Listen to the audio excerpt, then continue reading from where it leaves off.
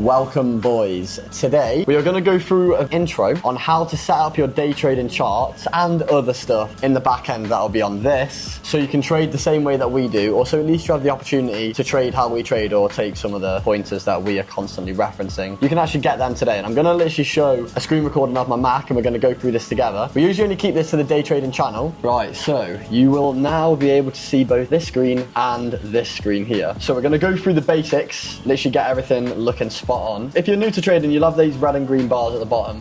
Just double click that and click and untick the volume, because then that'll get this off your chart. If you want the same chart colors as us, I mean, well, I do differently to Cole, but I'll go through my chart colors quickly. If you want a screenshot and whatever and fly them, you can.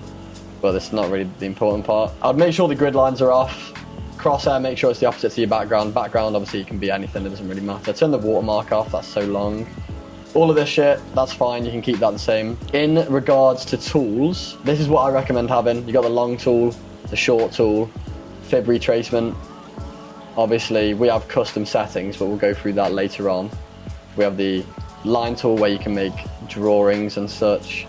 And then the box, where we can draw the manual fake out zone and the text. And the vertical line tool to mark out session times. What you want to do is you want to have the vertical line tool, okay, and this is to mark session times out. We're marking out 1 PM for New York Open on all the Forex pairs, anything but NQ. NQ's 2:30, and then we'd be marking out 8 AM for London Session Open and midnight for Asian. Now we just divide our chart into 3 sessions, and that's how we work with our confluences that we choose. The time frames, if you're on the hybrid bias, which I do recommend you give a go, it's really good. Really consistent, is here. Indicators, a lot of people ask about this. We have the fractals indicator by Rachel T, which gives you these significant highs and lows above and below your lows and highs. One thing I did want to go through as well, the section system. I have swept, open level, faked, BOS, so as confluences are moving through the steps in the model, you're obviously adjusting those as well, okay? Because especially when you're trading a lot of shit, it can be hard to track, and then you don't want to get stuff wrong. So if for whatever reason you're in a rush, you know what I'm saying, you've got everything preloaded, you're not going to forget about what's going on. This is quite important, boys. This is the main way that I was able to trade whilst at work, because it's so easy to navigate when you're able to put stuff into sections and you can just check, okay, that's already swept. I'm going to set the alert for now the fake out zone. Now we'll go through the fib tool settings. So if you do want the TNB fib tool, this is the entry I put it at. This is where we're betting on price hitting with spread and shit. Fake out zone, stop loss price. Keeping it really simple. Disable the background, reverse and prices. We don't need any of that, or levels, to be honest. And everything's preloaded, and I've got an alert set at this entry point. So I'm just going to wait for this to hit my level. In terms of the watch list, I wouldn't really say there's a specific watch list that you want. It depends what model you trade, if you trade TNB or whatever. For TNB hybrid, I would say gold, Euro USD, US 100 are really good picks. For TNB Mac, US 100 and Euro would be really good. For futures, I've been trading copper and oil. I did just remove silver from my list. I did used to trade that, but I've decided to remove it for various reasons. So I'm only trading 5 pairs at the moment, which is fine for me. I get enough trade exposure anyway. It's been quite quiet recently. If I show you my journal, which I don't do on this channel much, but that's not what this channel's for, but I want to give you guys an intro to the other channel so you guys can get started on actually day trading properly. Like, I know that you hear us speak about the philosophy and about the general theory behind it, but I want you guys to see what we're actually doing and what our systems look like. And then maybe that'll give you a taste for the other channel as well, because there's some like really hardcore source on there and you can make a lot of money if you listen to that. So this essentially is my journal. I'm going to break this down, what this visual even means. So we've got the year, the month, the date. That's pretty obvious. The asset, that's whatever asset was traded at this time of the log. The time is the time of entry. Session is whether it's London or New York. Result, so I'm risking $1,000, let's say. I'm not, but let's say I was. I'd be going for a 3R, which means I'd get $3,000. So 1R means 1 times whatever you risked.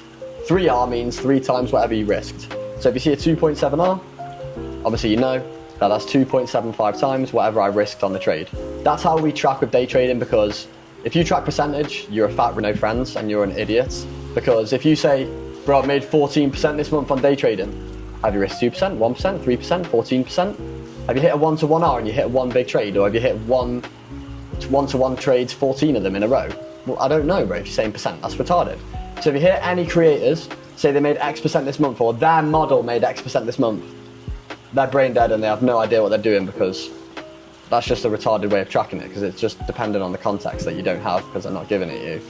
So this is my R tracked. If you follow the right side, you'll see an R counter. Now this is a cumulative list. So as you can see, We're at peak R at the moment for my Forex accounts at 37.55 R up.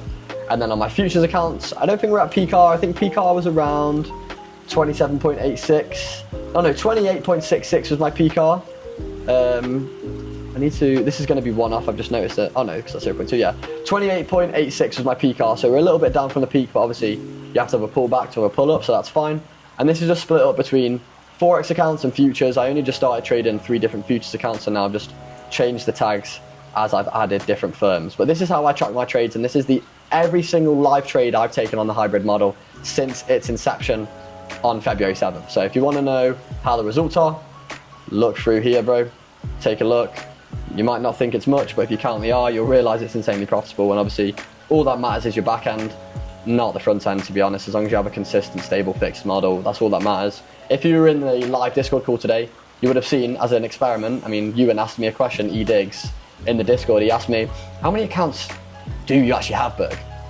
And we counted them up, and I have 24 accounts open. Now that's a mix between live and eval, and I'm gonna go through them today with you, and I can show you the proof for not all of them, because I'm not really willing to leak my balances on the ones I've got in terms of FTMO and live account, but I'll go through all of the ones that I publicly have tracked with the Discord, their passing and everything to do with that. So we've got 1, 2, 3, 4, 5, 6, 7, 8, 9 on CTrader, and out of this 9, 1, 2, 3, 4 are past accounts, the ones I just highlighted as I spoke.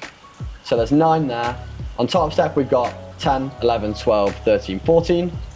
On ACG we've got 15, 16, 17. Then I've got 3 100Ks with FTMO, 1 eval 100K with FTMO, and then 1 live IC Markets account, which adds up to about 24 accounts there, mate. So if you're wondering why you're not making as much money in trading, it's because you don't have as much accounts. Like, my RR gain isn't too serious, but my back end is really good. So, you know what I'm saying? I know how to play my model, and I know the risk to do, and I know the pairs to trade and shit. So one thing I'll ask you, mate, and I'm sure some of them will be wondering, is how do you manage said 24 accounts? How do I manage? I mean, with great difficulty, to be honest, but I use Traders Connect with some of the accounts, especially with all the FTMOs, because I don't like to get them up on stream, and I don't want to press new order and then everyone see the balance. So on my 50K, this masters basically 2 of my FTMOs, then one of them's an EU only account, which masters one of my which one of the masters is was one of the instant fundings, but then instant funding stopped working. So that's why I've been having to manually enter on a lot of them recently. But usually it's just I'll have my Traders Connect in the back end. I'll have a select few master accounts that are leading groups of different accounts, depending on the pairs they trade and stuff. And then it's just one click. It's really easy with the limit orders. With the futures accounts, I am manually entering when price hits the zone on all of them. Ball ache, but that's just how I do it. Maybe that's not the most efficient. Maybe you can help me out in the comments with any better ideas, but that's how I'm playing the futures game as well. But that's pretty much all there is to it in terms of setting up your chart, getting everything sorted in that regard, so you can trade like or with us or the same way as us. In terms of prop firms, I will just do a list of them today, so like if you do watch this video on a random one, you know also the prop firms that I'm trading with as well. So in the Forex scene, we're doing FTMO, Alpha Capital Group, and InstantFunding.io. In the futures scene, we're doing Apex, Top Step, and then Alpha Futures. So 3 on both, and it's a pretty nice split. I found I'm not really looking to expand. I'm far off getting max capital on all of them. I've got 960K in funding total, and to get max capital, I'd probably need 3 million in funding if I was to get max capital on all of them, so I've got a long ways to go. So if anyone in the chat wants me to trade any new firms, I'm not doing it. I'm sticking with these, and I'm just going to max these out. The importance of going with reputable firms. Yes. I know you might be newer to trading, and you might not have a lot of money that you're willing to put into trading. If you're going for firms like Quantecal and... We're not slandering Quantecal, but do your own research, as we'll say. We're not going to say they're bad or good, but just... That is an NQ sweep. But we're not going to say they're bad or good, but you don't want to be grafting on these accounts and sitting on them for a while, getting to the point where you would be taking a payout. Oh, no, actually, mate. You broke that one rule that we just made up. That's literally like what it the most heartbreaking thing that I think a lot of traders go through. I think loads of traders. My girlfriend just went with it. Unfortunately, with Alpha Futures, they hit her with a, you're taking advantage of the demo environment by placing loads of orders at once. Because I told her, and that's how we all do it, price hits the zone, buy, until it fills our amount that we want to do because we find out what one contract's worth and then we tap it in instead of doing a risk calculator. But she got fucked for that, so that's why I've said to everyone, shit boys, I think we need to use risk calculators because that happened. But then Top Step, they have the same rule in their rule book, but they didn't tap me in on that rule. I got a payout with Top Step and I didn't get fucked for that rule, and I definitely spammed the orders, mate. So they just pick and choose, bro. She had a 3K payout, probably was too big for them, didn't want the fucking issue of cash flow of minus on their fucking balance sheet. So they're probably like, we can fuck her for this, let's fuck her for that. That's why I say to my mentees, a little secret one here, with the firms that are reputable but you know that they have less inflows of money, just do smaller, more frequent payouts with those guys and target lesser on your accounts, but just hit it more frequently because they're less likely to do a deep dive into your account if you're paying out a little amount. Whereas like firms like FCMO, do whatever you got to do with that, mate. They're going to pay you out just fine. I promise you that, mate. They are really, really good with that. That's why you pay the highest price with them. So just split your accounts out accordingly. If you know a firm's one of the best in the scene, run up accounts with them to a higher amount. So even if they investigate your account, they're never going to really be gay with it, and they usually don't have gay rules anyway.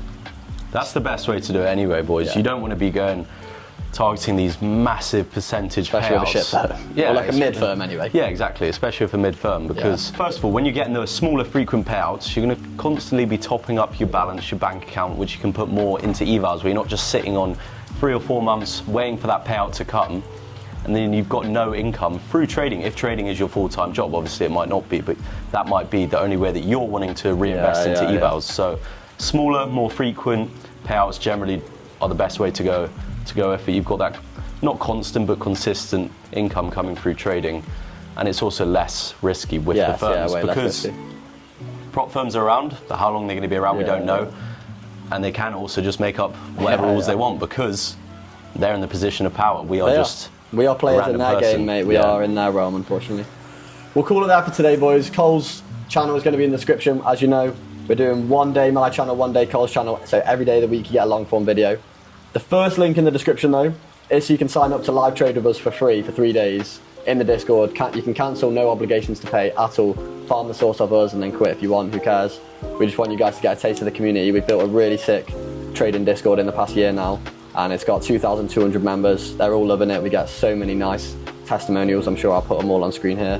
So many good trading results as well as they're just nice community results. So we'd love to see you guys taste it and give it a try because we've put a lot of hard work and effort into making it the #1 Discord in the space. And it does cost a meal deal a day, boys. If you want to join the VIP, it's literally £3.30 a day. So the same that you spend a meal deal is how much we charge for full onboard and support, 10 staff, 2 live calls a day, weekend education session and a backtesting session as well. Like so much shit. We don't even need to go on, but we'll speak to you guys in the next video.